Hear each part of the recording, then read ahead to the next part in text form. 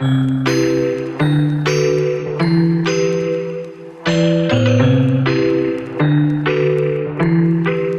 vais te montrer aujourd'hui comment on fait pour dessiner avec de la pâte à modeler. Tu vois, là, je vais commencer avec n'importe quel carton, mais un carton quand même assez épais. Et je vais prendre la pâte à modeler à l'huile pour dessiner. Donc, normalement, on fait du modelage, on fait du 3D, mais là, ça va être vraiment en 2D. Quoique, comme c'est quelque chose de mou, ben, je vais quand même pouvoir créer des textures. C'est ça que je trouve intéressant. Ça fait des dessins vraiment spéciaux. Donc, je vais commencer par faire le fond en premier. Donc, c'est sûr qu'on va toujours devoir faire notre fond, puis ensuite ajouter des choses qui vont être de plus en plus en avant.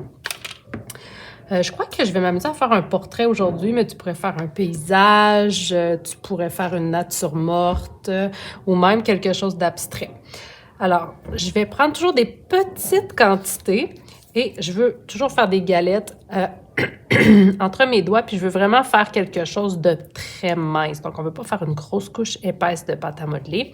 Alors, j'appuie et j'étends comme ça avec mon doigt. Tu vois, on peut en étendre vraiment beaucoup seulement avec un tout petit peu.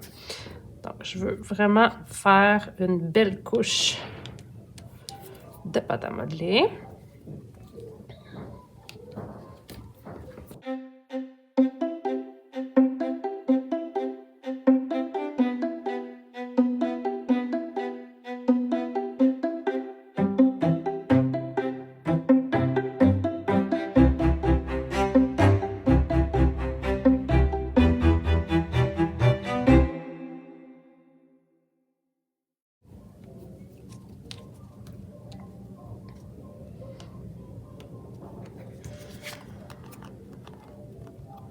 Alors, j'ai mon fond. J'aurais pu faire juste une seule couleur, mais j'avais envie d'ajouter un petit peu de blanc. Ça fait des mélanges, donc je trouve ça intéressant. Ça donne un peu comme un aspect de ciel. Et ben, j'ai envie de faire un portrait aujourd'hui.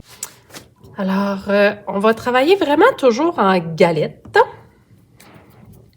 Donc, je vais écraser comme ça. Je veux une épaisseur de crêpe. Belle crêpe bien mince. Et bien sûr, la forme de mon visage, c'est un ovale. Alors, je vais faire mon ovale comme ça. Je vais bien le coller.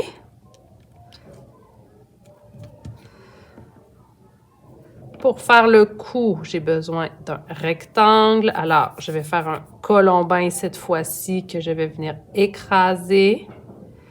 Je peux... Comme ça.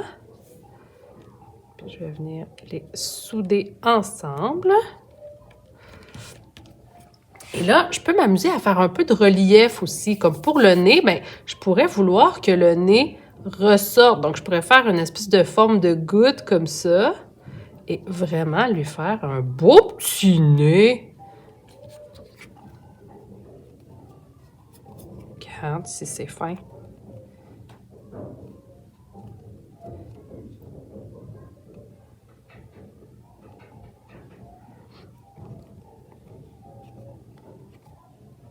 Tu vois, avec mes pouces, là, je vais créer les arcades des sourcils.